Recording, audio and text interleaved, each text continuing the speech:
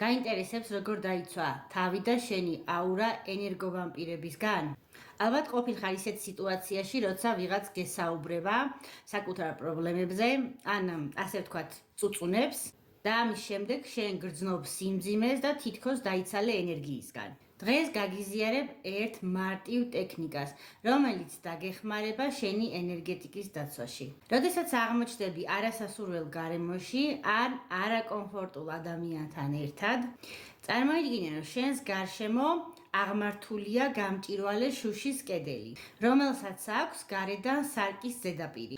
ეს სარკი არის ჯადოსნური და ის არ ატარებს ნეგატიურ ენერგიას და აბრუნებს მას უკან. ასევე შეგიძლია დამატებით გულში გაიმეორო შემდეგი სიტყვები: მე ვარ დაცული ჩემს სივრცეში.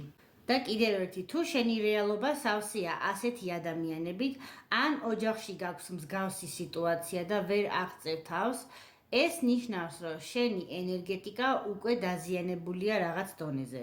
თუ გსურს აღიდგინო და გაიძლიერო შენი ენერგეტიკა და აურა, მაშინ პირადში მომწერე სიტყვა კონსულტაცია და გაიგე მეტი.